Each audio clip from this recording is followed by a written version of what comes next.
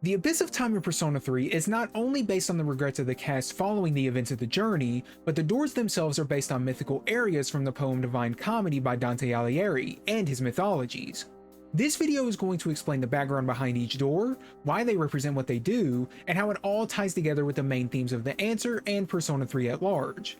If you enjoy this video, please hit that like and subscribe button, and let's go ahead and get right into it. The first door is Malebolge, which I used to pronounce as male bulge before looking up the pronunciation, so there's that. At the end of this area, they go back in time to Polonia Mall. Malebolge comes from the poem made by Dante Alighieri named Inferno. Malebolge in this poem is the 8th circle of hell, and in this version of hell Dante envisioned, certain sins are punished in different circles, which basically determines how severe or plentiful the punishments will be. Malebolge just so happens to be one of the worst places of hell in this instance. This circle of hell includes many things, but the most relevant for this discussion is that it holds hypocrites. All of Cease and the Answer are hypocrites even though their intentions are pure. They all pretend that they're moving forward toward the future, when in reality they're stuck in the past, which is why the Abyss of Time came to be, and Malebolge became their first destination in it. It's also interesting to note that the 6th Bolgia of Malebolge, where hypocrites are punished, the Pharisee that insisted on Jesus' execution is held there. Now look, I'm not going to say Makoto, or the protagonist rather, was Jesus, but all I'm going to say is he's the closest thing to him we've ever had in Persona, I'm just saying. The reason I bring this up is Cease feel regret and shame for letting Makoto die, and since the Abyss of Time reflects their own emotions and whatnot, having this be an aspect of the door is very intriguing. The fact that the team goes back in time to Polonia Mall represents their hypocrisy in full effect. They don't even realize that the fact they've gone back is due to the regrets and feelings they've been running away from, which all leads to the climax of the Abyss of Time. But let me not get ahead of myself here. The next door after Malebolge is Cocytus, which is where you view Kin's past door. Cocytus is the final circle of hell, and lies at the center of Malebolge. This area is known as the River of Waiting in the underworld in Greek mythology, and flows into the river Acheron, but more importantly on the other side of Acheron is Hades, which is of course a major aspect of Persona 3's narrative.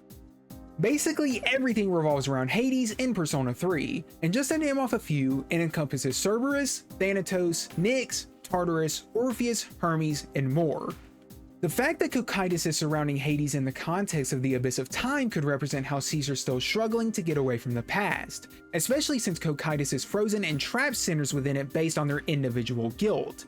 Despite destroying Tartarus in the Dark Hour, their journey still leads them to places surrounding it. Cocytus is possibly the most important door of them all, because the next several doors, those being Caina, Antenora, Ptolomea, and Judecca all reside within Cocytus, and all areas of Cocytus represent something different, as you'd imagine. Since it's basically a general hub for the other areas themselves, there isn't too much to explain on its own besides the key factor of it containing all the different sinners within it. When it comes to the characters themselves though, this is where we see the first real past door, that being Kin's. In Kin's door, he confides in the police about the truth of his mother's murder, but no one would believe him. As a result, he vowed to kill whoever killed his mother and gain revenge. This makes him a sinner in his own right, even though he realistically is the one with the least regrets or doubts about going back to the past after the death of the protagonist. Caina is the next door, and this is where Akihiko's past door resides. This area is named after Cain, who in the Bible killed his own brother in an act of traitorism. This might seem confusing, because Akihiko never did anything of the sort. I mean, Shinji ended up dying, but that wasn't directly his fault, right?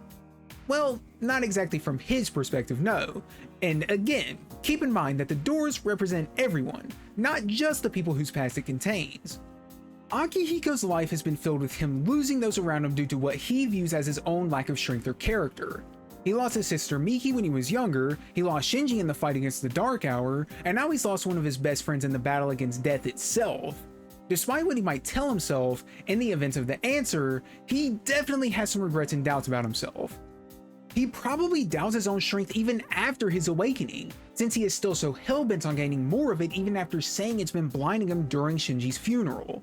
With this in mind, it's not too far-fetched to say he might view himself maybe not exactly as a traitor, but as a reason for the death of those around him. Not just him though, everyone in Cease feels responsible for the death of the protagonist, especially Yukari. She feels like a traitor and failure for letting him die, which is why she's the most unstable of them all. In Akihiko's past door itself, it's the moment he awakened to the potential of Persona, just as everyone else's. Soon after awakening his potential, that's when Shinji also awakened to his, since he wasn't going to let Akihiko go off on his own in the fight against the Dark Hour, which can also be a correlation to what I've been talking about.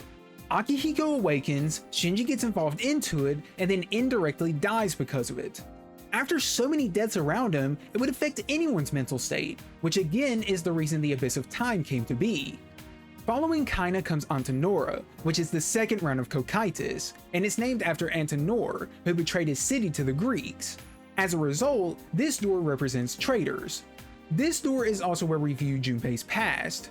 I don't want to beat a dead horse, so I'm going to keep these next few doors brief since they kind of represent similar things for the purposes of this video. In Junpei's door, you see his past where he's run away from home since his dad is abusive and a chronic alcoholic. He doesn't act well toward Junpei or his mother, so as a result, you could view him as a traitor. A traitor is just someone who betrays a friend, country, principle, or etc., so he certainly fits the description. And this description is important for the next couple of doors as well, since they're all about traitors too. Something to keep in mind as we talk about these doors is that again, the team feels like they've more or less betrayed the protagonist in a way, and they're actively betraying the principles they've built throughout the Persona 3 narrative. They wanted to end the Dark Hour, now they want to go back to when it was still around. They say they all have to look forward to the future and not the past, but they do the opposite. You get the gist. That's the reason the following doors are all about traitorism, even if the characters themselves never betrayed another person, just themselves internally, for the most part. The second last area based off Cocytus is Ptolomea, which is named after Ptolemy. He invited his father-in-law and his sons to a banquet and then killed them, so this door represents traitors of their guests. This is where Mitsuru's past door is seen, and you might be able to piece together why. Mitsuru's whole awakening happened in an attempt to save her father from the Dark Hour and shadows, and in the journey she was forced to see him murdered right in front of her. Not only that, the Kirijo family is mostly responsible for the Dark Hour existing in the first place, which led to all the hardships everyone faced in the game. It might not have been Mitsuru herself, but her bloodline was definitely a traitor of their guests, and the guests were the researchers on the experiment in the entire damn world in this scenario. After seeing her father murdered in front of her, and seeing the protagonist pass away, it's no secret she would have some regrets and baggage of her own as well. Ironically, since this is Mitsuru's door, you could sort of view Akutsuki as a traitor of the guests as well. The Abyss of Time is located under the dorm where he was swindling them the entire time, and Mitsuru ended up most affected by his schemes. Akutsuki even knew about the Abyss of Time existing all along, so this is certainly something to consider. Before moving on to the next door, are you noticing the main pattern at this point? Every door represents very similar things and they're all linked to each other both in mythology and in P3 lore. It shows how all the regrets and feelings are similar, but the experiences they had and the way they are as people determine the way they cope and show it. This is why I love the Answers narrative, because despite all the obviously supernatural shit going on, it's very realistic in the coping and grieving process. Judecca is the fourth region of Cocytus, and it's named after Judas Iscariot, the one and only traitor to the Messiah, Jesus. Again, I'm not saying the protagonist was directly Jesus, but there are a lot of similarities and pointers to it, and this is no exception. Judas in the Bible betrayed Jesus, as I said, so this region is for traitors of their lords, and it contains Yukari's past door. In this area, it's completely dead silent. All sinners are trapped in ice, they cannot move or be spoken with. This represents Yukari very well, maybe better than any other door possibly could. She holds the most regret and shame for letting the protagonist die, so this being her door makes a lot of sense. She bottles up all of her emotions even in the main game, and in the answer it's even more so, which is why the ice aspect of Judecca is vital to the conversation here. She feels trapped in the past, unable to speak or talk about what's happened, and totally unable to move forward toward the future she seems to talk so much about. In her past door, she's off on her lonesome, zoning out, not moving, not speaking, nothing. You get the point of what I'm trying to say by this point? She's clearly upset, but then she receives a letter from her late father, at which point she rushes off to read it. Again, even before the events of Persona 3 really began, she was still stuck in the past. The only time she wasn't stuck in the past was with the protagonist and the others, but after his death, she regressed back to her old self, and the way she acts clearly proves it. All of this is why this door came to be. We now lead into the Empyrean, which is the final main door of the Abyss of Time. We've left the realm of Malebolge and Cocytus and gone into what is known as the highest place in heaven. Quite a far cry from what the other doors have been about, eh? The Empyrean is not only where we view the past door for Aegis, but where Seas finally confront the source of all of their regrets, that being the protagonist. When we view Aegis' past, we see the nightmare she had where she would chase after the protagonist, but never catch him, which led to her becoming a machine devoid of life and her awakening to the wildcard. It's also where Metis was born, but that's a whole other ballgame that I'm not getting into quite right now. After viewing that, the team face the shadow of the protagonist, and after defeating it, he disappears before their very eyes. They're then given the choice to either go back to the past before he died, or continue onward toward a better future. This is why the door is the Empyrean, because it's the climax of the whole ordeal. Once you've made it to the highest heaven, you can accomplish anything, which is why the protag's door shines in a holy light throughout the answer, and the floor as well after completing the dungeon. The beings of Empyrean also shine in a very holy light, so that adds up. Also, quick side note, this place was also used in Dante's poem, so just thought you'd like to know that since it is the direct opposite of what we've been going over thus far, but it's still connected overall. Also important to note is that once they complete Empyrean, they receive the true key, which is what gives them the ability to accomplish anything as long as they can work together. Well, they couldn't work together and decided to fight and decide who was right. Beautiful. That leads us into the true final area of the Abyss of Time, which is the Colosseo Purgatorio. This is based on the second part of Dante's Divine Comedy called Purgatorio. Not only does it have the same name, but I mean it even takes place on damn near the exact same day, so that's no mere coincidence. In this poem, the Purgatorio is described as existing underneath Jerusalem after Lucifer's fall. This can be represented by the Colosseo Purgatorio existing underneath the Cease Dormitory after Nyx's fall.